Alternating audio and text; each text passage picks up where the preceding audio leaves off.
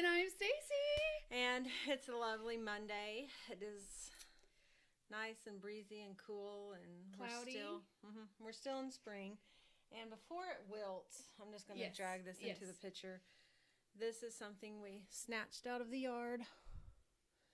They're in both of our yards. Mm-hmm. They're in everybody's yard, really. I think so. Anywhere the wind blows. Star of Bethlehem. Some people cultivate it for their gardens and stuff, but if it just pops up here and there, it is toxic, but it smells good and it's beautiful. So like most plants, you just can't eat it. But why would you anyway? Yeah. I mean, randomly, you don't just pick stuff and chew it. So no. But I thought in this Passover season that it was a neat little pop-up. I like it. Yeah. And I make Jeff mow around them. Oh, you do? Yeah. That's good.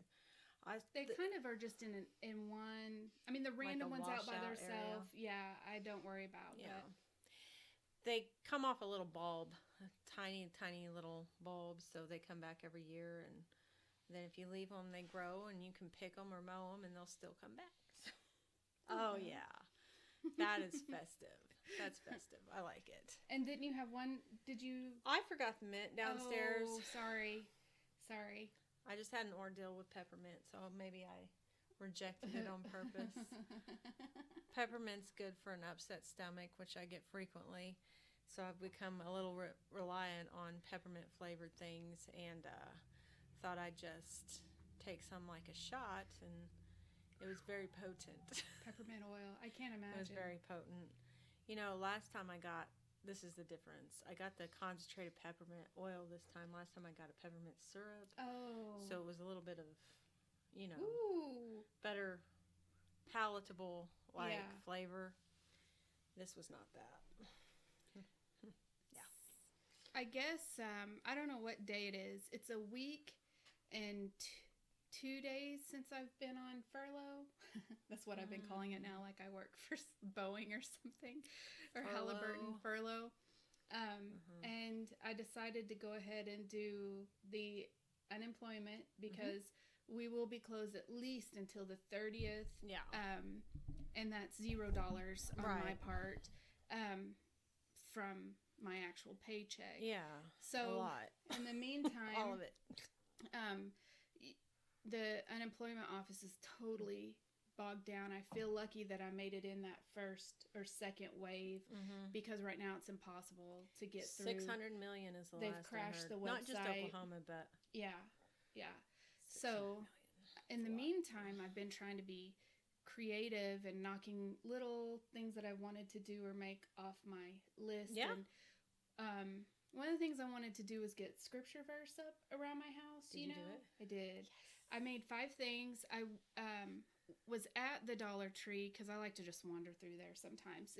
It's more of a people watching experience than it is a shopping experience. But I went through the art section and they had 3 by 5 canvases for $1, and they had some little 5 by 6 stretched canvases, and one a little smaller was a weird size. Anyway, I bought 3 things, which was 5 canvases, $3. And I used my, the fingernail polish I craft with. I painted them with that, and then I just used a Sharpie in my handwriting. I didn't make them this great art piece or try to make the line straight or anything like that. I just wanted to put scriptures up that I like. Yeah. And I bet it looked really good. I liked it. I put one on the soda machine. There's 2 in the kitchen, 1 in the hallway, and 1 in the dining room. And they're just little, so they just sit wherever. I'm not even putting them in frames because why spend the money on something like that? Now I would like to make a couple that have like fabric and wood, paper worked in. Like, I would like to do that. So I will, but these fix the immediate need of wanting to do it. Plus, it's one of the things on my list. Like, we've talked about it, but like, why did you want to do it? Like, what was the motivation like behind that? Well, I want actual scripture verse in my house so that when I see it, I can remember it. When you're doing dishes and it's right in front of you, you read it and it gets put in your head, and you when something happens, you need to remember that God is there for you. Yeah, you can recall it. Yes, and you need to also remember to thank Him for the things. Let me just pull up, because I don't want to misquote. Also, I feel That's like... That's a thing, isn't it? Yeah, I feel like... Well, I know, I don't feel... When you're on Instagram, especially, you're on Etsy looking at things to buy that have scripture verse. Even we saw in Hobby Lobby. In Hobby Lobby, they change things in the verse to make it suit for a little girl's room. They'll change he to she. You think that's a minor thing until somebody has read that scripture their whole life, never knowing the story that goes with it, never knowing what part what part of the Bible, because a lot of places don't quote where it's from or whatever. And then when they read it, it's a story about a man, and that just it's a little thing. And that's just one example, all the way up to totally misquoting. And I'll just read the 5 that I did. Be joyful in hope, patient in affliction, faithful in prayer, Romans 12:12. I think that's a good one for everyone right now. That's a good one. Do unto others as you would have them do unto you, Luke 6:31. The funny thing about that is I have this, it was from Mexico. It's a toy, and you know those toys that have arms, it's like a person, and it has arms and legs. You pull the string and it makes their arms do like this. Well, I have a skeleton one side's black, one side's white, and I hung this next to that, not thinking, till I took a picture and it says, do unto others as they have them do to you, and it's a skeleton next to it, which was hilarious to me. Be kind and compassionate to one another, forgive each other just as in Christ God forgave you, Ephesians 4:33. And then plans, this one, okay, everybody always does the second part, which I'll read the second part. A person finds joy in giving an apt reply, and how good is a timely word.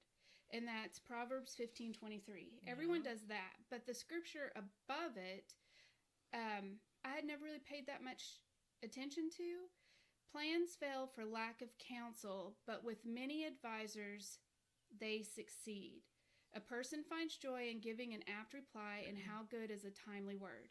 So that's Proverbs 15:22-23. And the plans fail, I want to talk about that one. Plans fail for lack of counsel, but with many advisors, they succeed. Well, that one I didn't understand, and I'm still not a Bible scholar by any means, but I was always raised and kind of told, you don't tell everybody what your plans are, because you have the naysayers. You have the people who are like, tear you down, put doubt. Yes, they'll say it's a stupid dream. They'll work against you actively. Have you thought about? Yes, like if you want to get something like a promotion, then somebody can start setting against you in that.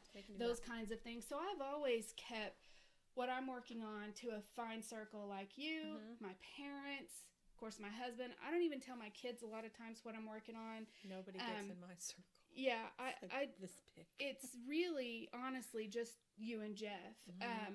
I don't even talk about the next quilt I'm going to make, because I feel like the minute that you do, other things pop up and take that time that you would put towards that. Somebody will say, oh, those colors look stupid, or, oh, you're not going to be able to get that promotion because of this or that, and they may not be wrong. That may be a legitimate thing that you should consider. However, God provides, and so if you shouldn't get a promotion because you have a sick kid, or kids that are young that pull you out of work or whatever, no, that's not a good reason. No. God will provide for that. So these are instances that I've recently heard in the last few months. So that one I was confused, because it says, for lack of counsel, but with many advisors, they succeed. Well, again, I'm not a Bible scholar. How I'm taking that is, the reason I talk to you about things is you're a good person to bounce ideas off of, and you're not afraid to say, oh, it might be better if, you might want to look at it this way. You're not knocking me down. You're not telling me that it's a bad idea, you give me solid advice. But the key is the reason you're in my circle in that way, and the reason that my parents are in the circle that way, is because you'll pray for me to be successful if it's God's will. Yeah. And your counsel isn't just mean a random group of people. Yeah. That was weird. They're right there. I don't know if you guys could hear the sirens. Do we need and to stuff. look out and see which neighbor? You might want to, since it's your neighborhood. I don't see them anymore. Huh. One moment. But like, and also it also doesn't mean wisdom. Okay, for example, if I'm setting something up like a website, let's say I'm working on a website and I want to promote that, I am not going to promote it till everything's in place. It may actually be live because I know no one's going to find my website. I may go ahead and make the Facebook pages that go along with it, but they're going to be hidden until time to promote it, because I don't need people chiming in their opinion on things when it's not completed. So when the website's done, that's when you can roll out with, advertisements if you want to. You can promote it on your Facebook, on the business Facebook, however it is that you want to do it. So what I believe this is saying is, find the right advisors. Mm-hmm. Make sure that they're godly people, not that they're yes people to you in your life, because that's bad. We all know that at this point. But when you do something, don't throw it out there half done. Don't throw it out there for people to be able to knock it and get their opinions. Wait till you have everything completed and then toss it out there for the world to see after prayer, after you've run it by people, close circle of people. And I'm not talking about, like, if you're doing a website, what color it should be. I mean the idea of the website that you were itself. Supposed to be doing it. Yes. When God calls you to do something, you have to remain faithful to that. And it's hard sometimes. When he puts the idea in your heart and your mind, and it doesn't line up with, let's say, popular opinion, maybe even reality, I don't know. But if that's what you're called to do, you just best be on that road to do it. Yeah. And he will send you counsel along the way. And it also says that, wisdom is a good counsel. What's that word that we use sometimes? Advisors? My advisors. Business advisors? Yeah. I've heard that thrown around a little bit in dialect. Yeah. So. A couple places. The last one. Yeah. Oh, no. Am I okay? I was going to say, because if you do all the verbiage and telling everybody what you're going to do, and then the plan gets changed or you don't follow through with it, and then the action was actually hollow and doesn't exist, that, my friend, is a house of cards built on a foundation of sand. Yeah. And not that you intended for it not to go through, not that you intended to be false in those actions, but there's no reason to build a website and say you have 500 customers when you in fact don't. So we're doing a podcast because we felt like we're supposed to be doing a podcast. We're not paying for advertisement for it. We're just putting information out there because that is something that we felt like we were supposed to do. Yeah. So we're doing it. Now, I get asked a lot personally, and I don't go out in public. So. If anybody knows, she doesn't. Andrea knows that I am not always happy. She's seen me at some of my darkest times with different things that have happened, especially over the last 3 years or so.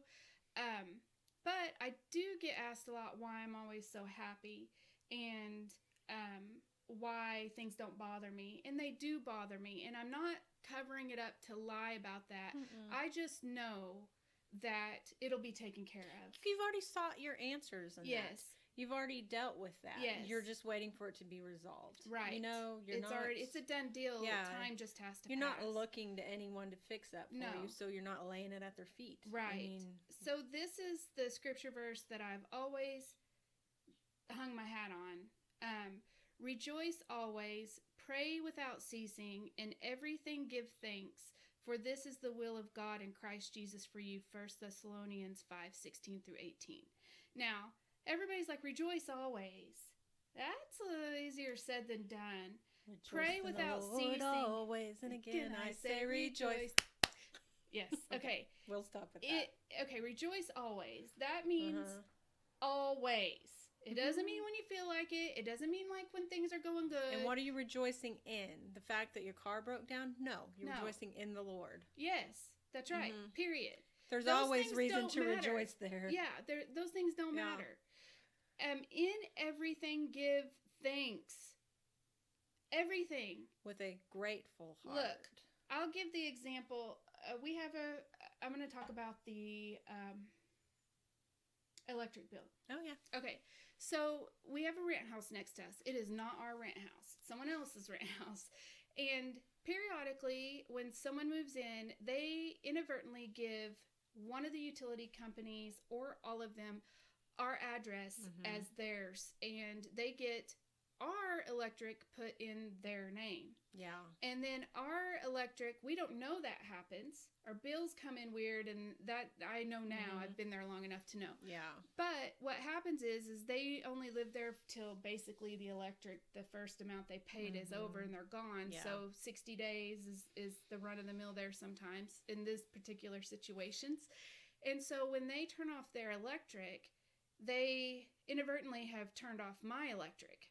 So when I call, they say I haven't had electric in 60 days and that I have an outstanding bill, which never came to the house, which is, and the outstanding bill is always the difference of the month that it got cut off. Yeah. So, which we send money in every month on the bill.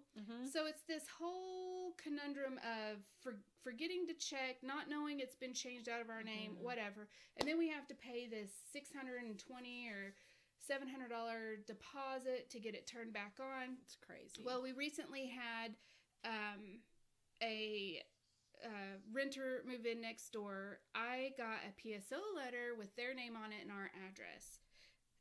Actually, his mom's name was on it. And so I called PSO. They said, yes, they'll take care of it. It's no big deal. So it was within 5 days of them, setting electric up. So I took the letter over and asked him to have his mom call and make sure that it was taken off, whatever. Well, I don't have money coming in right now because of my check. And so we're looking at things to prepare for the future. Yeah. Everything's fine. Jeff is still working. It's just, do I really need all of those monthly things that I have coming in the mail? And so I'm putting all those things on hold because I don't know if I will. You're preparing. Yeah. You just have to. Smart. And it's good to reset that anyway, because half that stuff, magazines and things, whatever. So Jeff called PSO because our bill was looking messed up again, and come to find out, they said that we don't owe any money, and just like, that's not right, because he's thinking that's the neighbor. They don't owe money yet, he's like, no, I know we owe, at least for the last so many days for this month, or however it works, and they were like, no, you don't owe. On the 3rd, we made a mistake, and we took your electric out of your name and put it in someone else's. We've now put it back in your name, but you had a $620 deposit that we didn't know we've had and must have had for years. They applied it. It paid for that month, and it should pay, unless we start cooking meth or something, for this month. Cause she wants your meth boiled or fried. For this April, May, and then part of June, the bill will be paid for, if not further, because it depends on something to the weather. Rejoice about. Exactly. It was a frustrating situation, but you didn't curse through it. No, it was going to be okay. Yeah. It was going to work out regardless. Yeah. And so that was pretty awesome that deposit I didn't know we had got applied, and it's going to pay for 3.5 for sure, if not more, because we haven't had to run a heater or air conditioner with the weather at all. So it may stretch it out. So it's super exciting, even in the frustrating times of knowing that this has never worked out before. You have to rejoice that that's a simple thing. Now, I'm not talking about, me losing my job, or the time that Jeff's job got completely closed and moved to Mexico.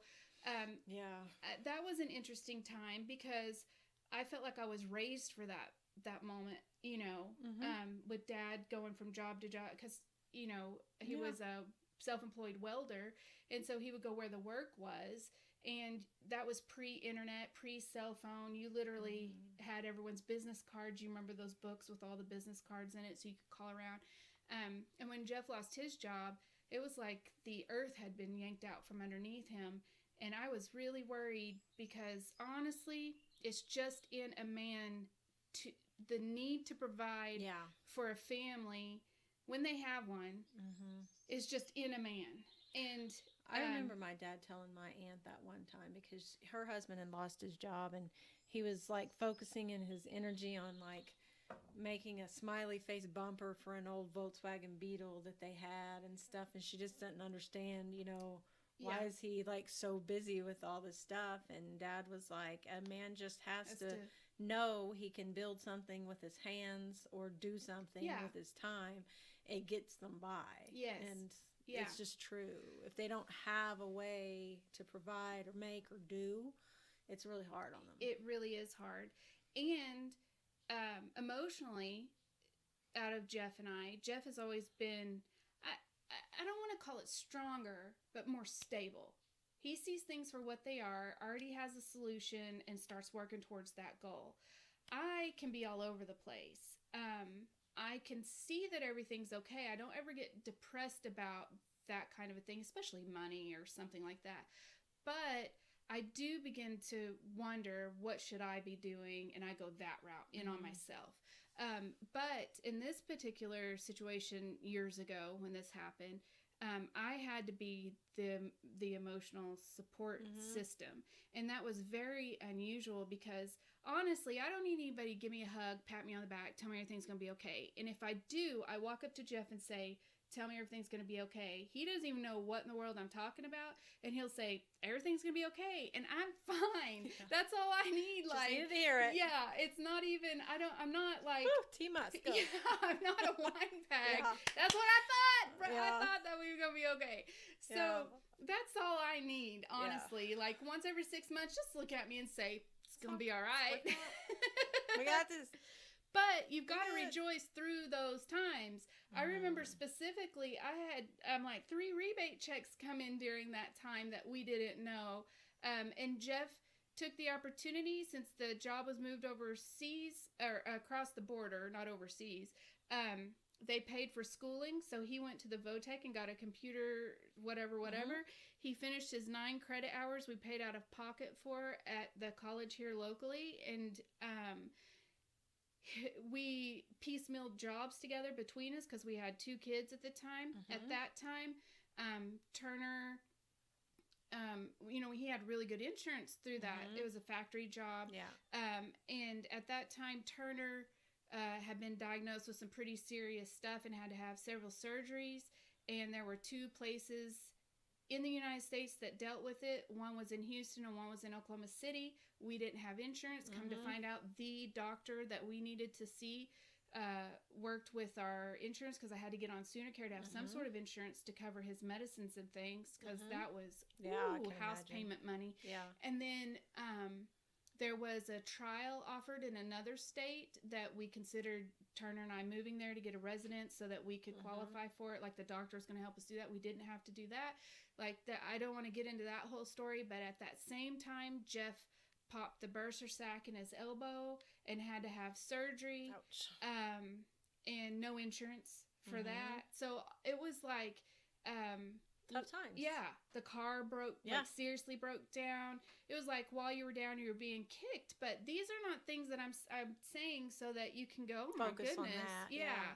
What we focused on was creative eating, because we had to pay for all that stuff. Stacy can make killer loaves of bread, y'all. I can make. That was when I mastered it. And so all of those things, I was happy. Like, everybody's like, oh, it's okay, I don't have a job, we have our health. But you don't. And then your health is taken, and you have no job. Yeah, and then you don't have a car to get to the city to take your kid to as an appointment, who is in the hospital every other week on IVs and things. And they call that trial by fire, man. It really was. But every second I prayed, more than I ever had for all of us. And I literally, people wonder, why do I like to look at the moon? Why do I notice bugs? Because for me, that's where I can go to see God on a regular basis. I can look at those things and know that there's something bigger out there than me, something that's in control of everything. It doesn't matter what I'm seeing today or what's looking at me today. It doesn't matter. I can literally step outside and I know, I know inside, but I know that this didn't happen by happenstance. I like both ways. Okay. So for me, it's easy to rejoice. It's easy for me to remember to be happy. And that is why I come across happy to so many people. And for me, another thing is to be kind. I have not been as kind as I'd like to be in the last few months, but some situations you can still be kind, but you still have to deal with them. She keeps godly counsel. I do. It works. Yeah, it does work. Are you talking about yourself? No. Girl, I know your mama and Glenda up the road and, all those people. No. And you too. I remember I went through some stuff a few years ago and I was handling it on the surface fantastically. Yeah, that was And emotionally I was handling it fine. It was a personal attack. But I remember it vividly. One Saturday I woke up and I questioned my faith. For the first time in my life. First time ever I questioned my faith. And I literally called you, and I'm not a crier. I'm not a bragger about that. It just takes a lot to move me to tears. Yeah. I have all the emotions, don't get me wrong. They just don't come out in salt water. And they come out in other ways, but not that way. So I literally called you and was like, I think I just said, I'm questioning my faith. And we shut that down quick. We didn't accept that those thoughts were from you. Yeah. It was just something external that was really imposing itself. And very heavy at that time. For a lot of people, but especially me, when you're not eating right, when you're exhausted, when you're bombarded by things, every little thing. Constant stimulation from every resource. It was hitting you from everywhere. I feel like those are perfect avenues for things to sleep back in. And so now, after that happened, and I'm aware of that, I'm going to be tired. I'm going to not eat right. I mean, it just happens sometimes in life. You're busy or, whatever. Like right now, I'm staying up late, not really sleeping in. I'm kind of just living my best life on this furlough. And I know, though, I'm starting to slip a little bit. And if I allow myself to slip, I know things will slip back in. People will try to slip back in. Yeah, they will. And I know that thoughts will start to slip in as far as, like, what am I doing with myself? I've let all these days slip by and not done anything. In reality, I have done lots of things. I've done exactly what I wanted to every day. So I have to guard myself against that and those thoughts. But what it comes down to is know where you're vulnerable, pay attention to that, rejoice always in the Lord, and just be kind to people. Yeah. I mean, and if you accomplish that, you have accomplished much, my friend. Oh, and I could work on it more. This is not same. I'm not a one and done. I'm not like externally emotional, really. So true. But I think I'm a passionate person. You are. I think there's a difference between emotion and passion. I think my passion plays some disservice time to time because when something gets me wound up, I wind up tighter and tighter and tighter and tighter. But something popped into my head when you were talking about people creeping in and stuff. A lot of times when we've closed a door and we know we got to shut that thing out, whether it be another person or idea or, activity, I don't know. The voice on the other side that we shut out starts to sound a little sweeter. Yeah. And a little more alluring and a little more enticing. And then it might sound a little pitiful and a little more, needy and, that it like tugs on your strength. Don't open that door back. Yeah. Just stop, collect your thoughts and remember why you had to shut it in the first place. Yeah. She's talking directly to me right now. No, I was looking at that, Stacy. But I mean, isn't it true, though? On our weakness, they get back in sometimes because we think we're doing good. We think we're going to help. We think, but they've just been plotting the whole time behind that door. Yes. Yeah, that happens a lot in abusive relationships. Yes, it's for example, very similar to that. Yeah.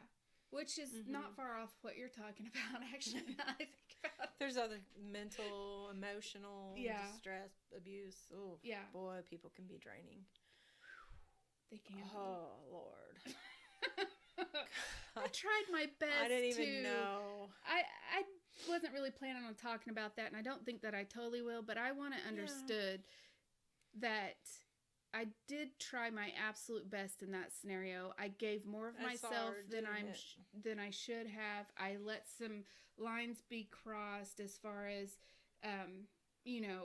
what I would tolerate from another human being. I don't regret that. I regret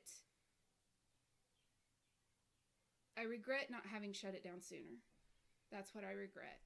And I think you're saddened that even with your best effort, you weren't able to accomplish really what you would have liked to have seen accomplished. Yeah. So it's disheartening. But all those seeds you did plant still have opportunities to grow, man. They do, as long as it's in someone else's garden. Yeah. Somebody else can be doing the watering and pay that bill. Yeah. Price got a little too steep. Yeah, it did. Do you believe people can get mind hacked? Mind, not mind. Yeah, I do. Yeah. I believe people get in that way too. Yes, I'm not sure what you're calling mind hacked, but for example, in an abusive relationship, I believe that they can be retrained to thinking that other person is, and I don't even mean physically abusive, I mean mentally abusive.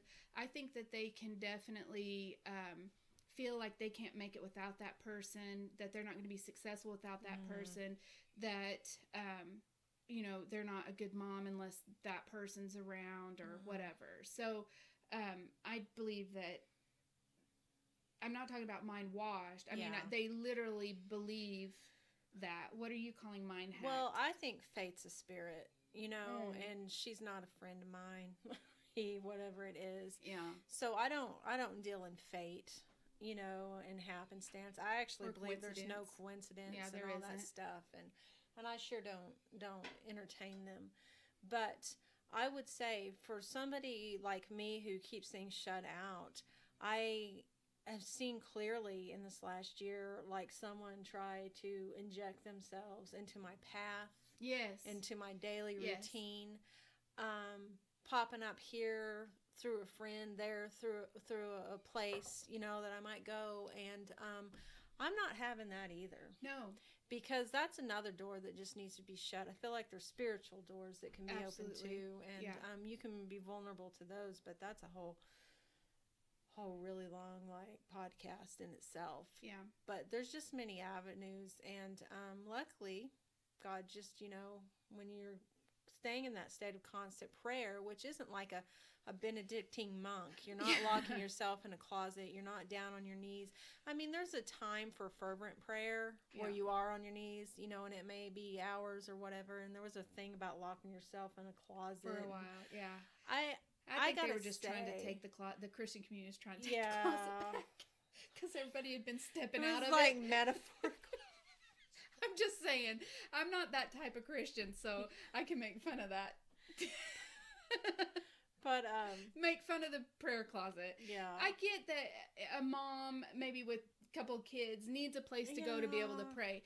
But when does it become a place of prayer, and then when is it your own little shrine? Yes. I don't know. I just feel like if you can't pray in front of your kids and make them, whether they're tearing stuff up or not, I mean, if prayer needs to happen, you don't have to run to a stinking closet to do it. And I see a state of constant prayer is just like including God as much in your thoughts. Yes. And an open dialogue as if he was just there while you're, like making dinner or gardening or whatever. Yeah. I mean, he's right there with you. I will say, in order to have, and I'm not preaching here, but in order for me to have be able to constantly be praying. I do better when I'm not staring at Facebook or TikTok or Snapchat or Netflix or Prime. And I'm not against those things. No. But there is a time and a place for them. Whereas right now, for example, it's really easy for me to lose a couple of hours a day doing that. Especially if I start a series on Netflix, I just let it run.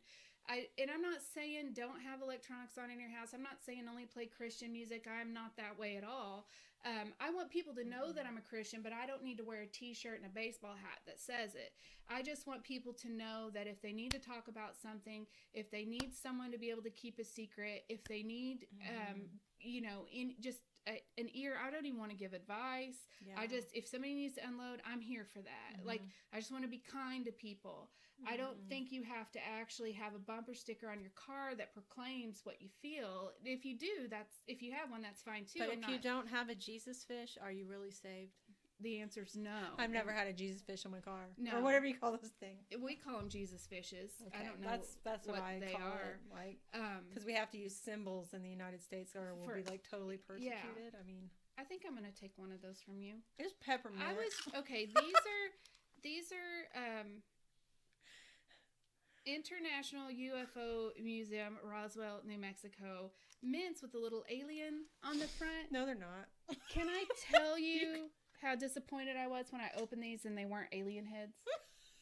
They're just little round dots. I was like, I'm getting an alien head. They're alien eggs.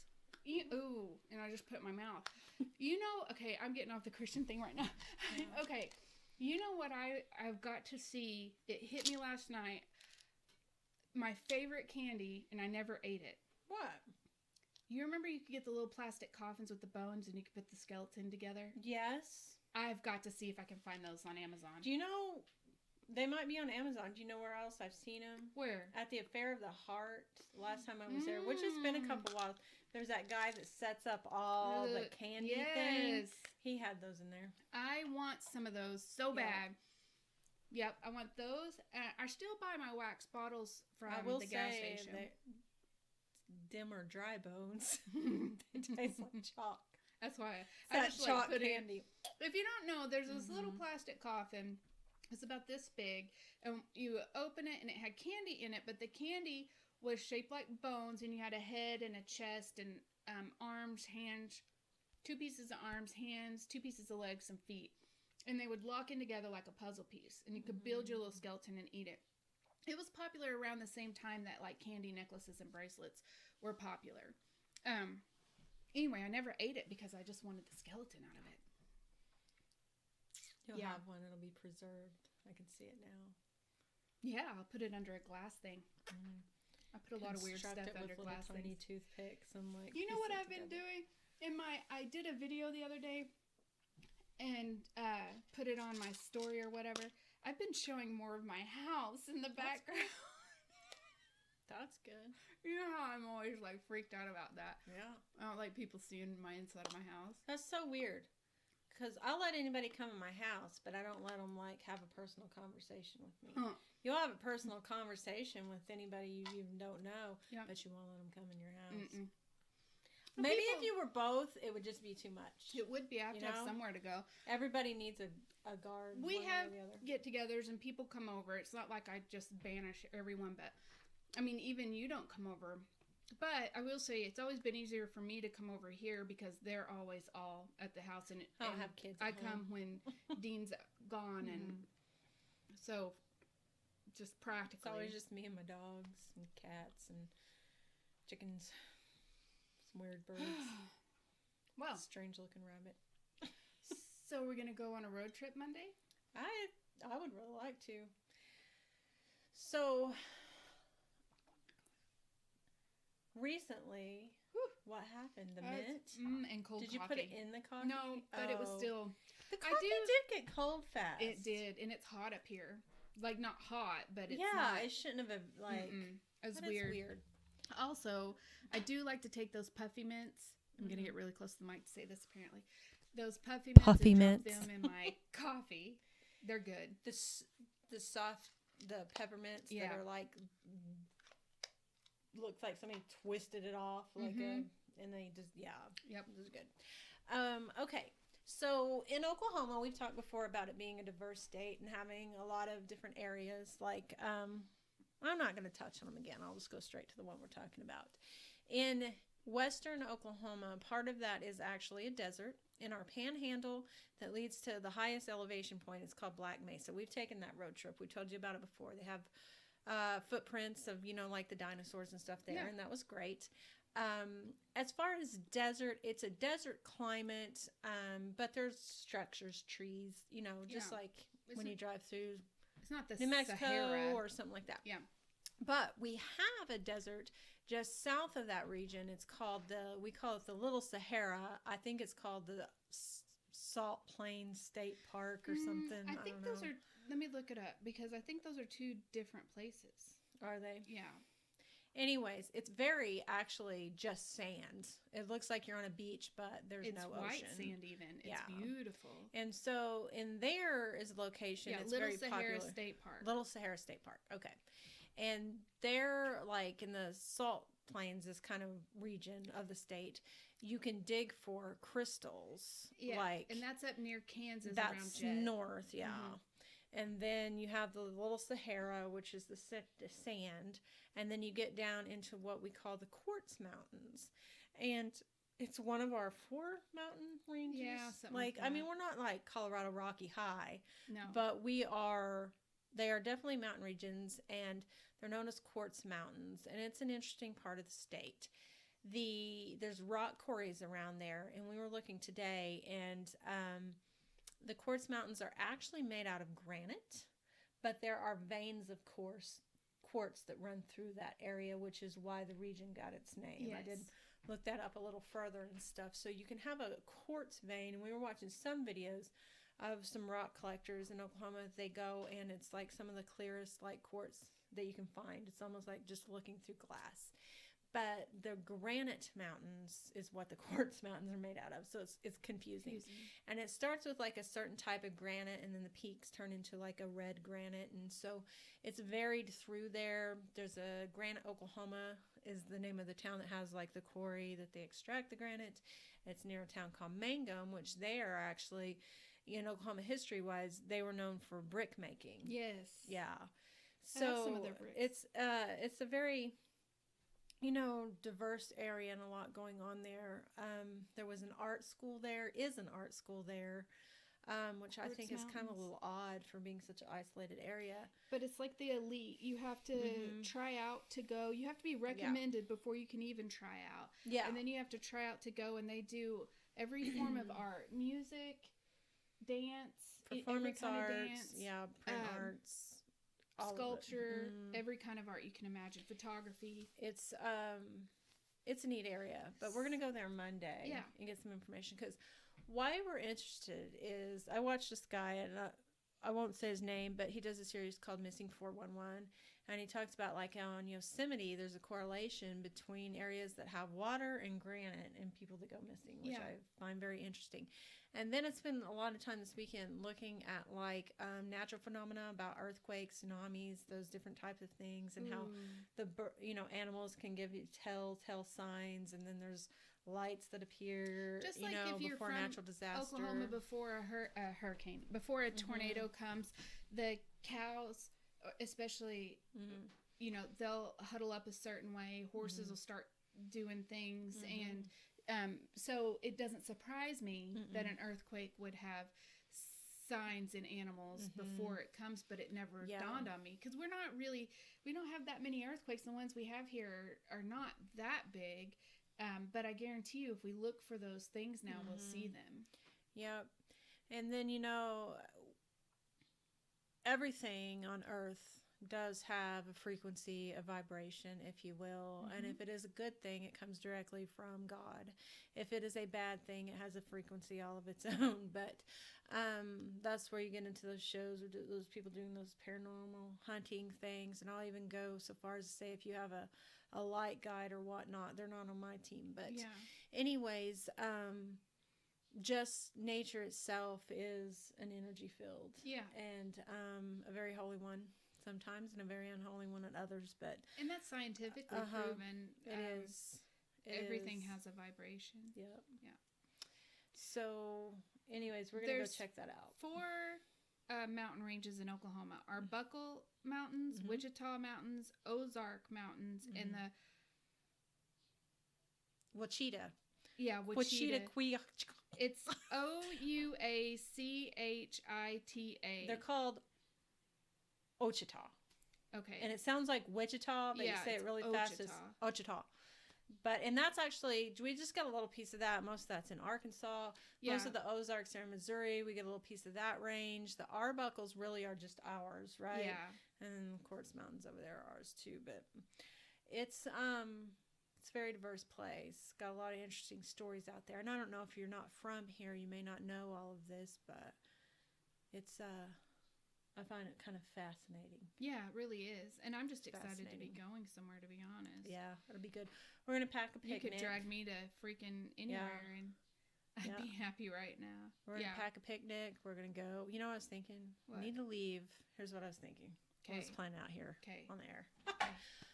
I would like to leave really early while it's dark. Yeah. So we can drive and look at the night sky and everything. Oh. And then see the sunrise. And then when we drive back, we'll visualize everything we didn't see when it was dark. But I would like to... What time is it still dark in the morning? I don't think the sun really starts... It's like starts getting... Sunrise is like 7 something, but really starts getting light before then. Sunrise is at 7:10. So we need to leave by like 5:30. 5:30. Yeah. It's a 2-hour drive. Yeah, I think so. So we could just, I just like to feel that at night. Yeah. The quietness of the drive and all that, and then see the sun come up. And we can go any day. It doesn't have to be, so it's whatever day works for you because you have more going on. On that day we talked about, I don't have any obligations. Okay. So, but if that will work. But. Yeah. It works for me because right now I have only the obligations I set for myself. I'm in that weird window of having grown children that that don't need me. And I mean, I say this bad unless they want something. Yeah. But, I mean, Turner still has to have permission to do things and whatever, but Allison doesn't. She just lets us know she's going to be home or not.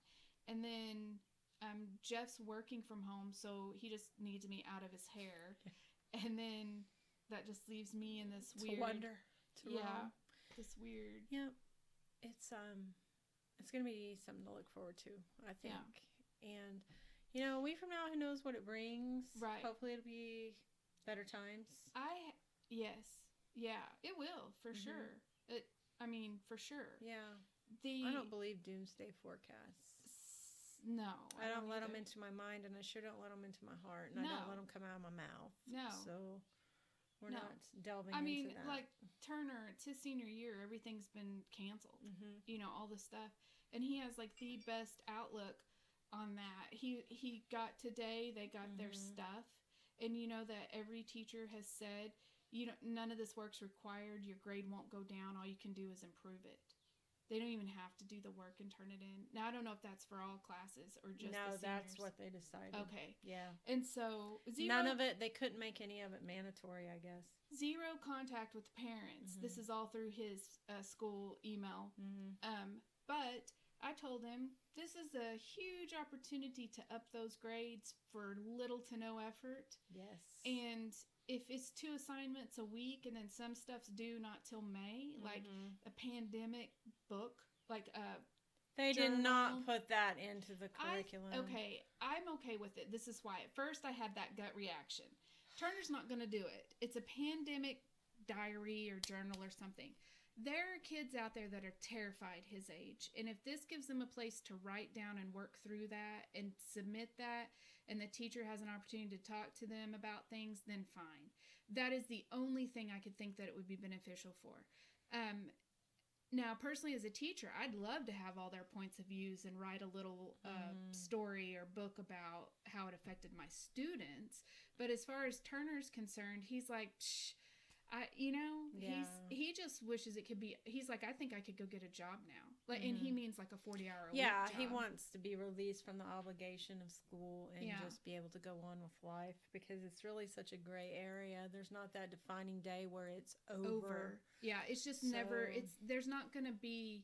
No, it's just going to be summertime. That would be a lot of stress. Yeah. That would be, you know, and the stress is another thing.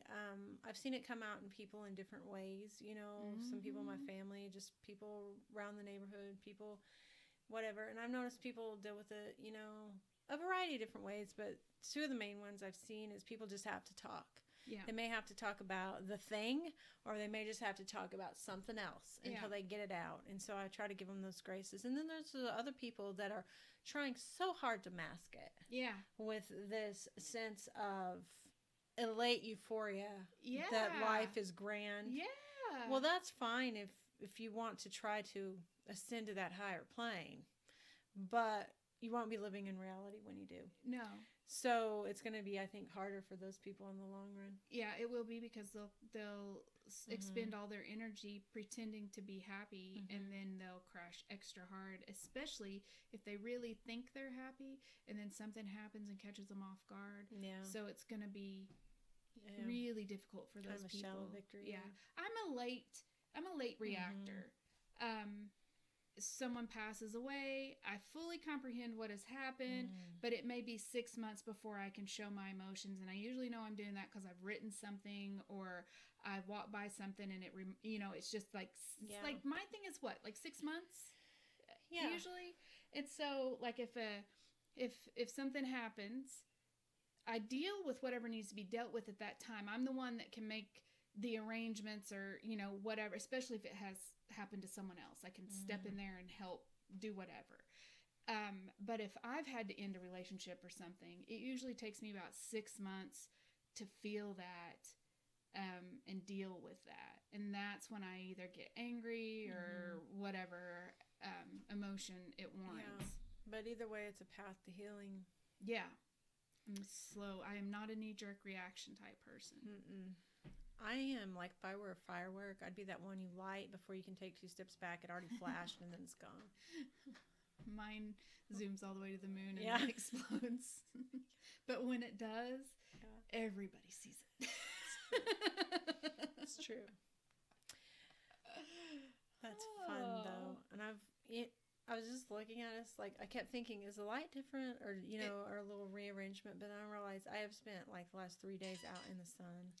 And so I think I'm getting, like, these weird farmer tan things. I have not been in the sun. I go out at night. Yeah. To work in the greenhouse. Bask in the moonlight. I do. And I do agree the moon puts off its own light, and it has a different thing than... I like it, whatever it is.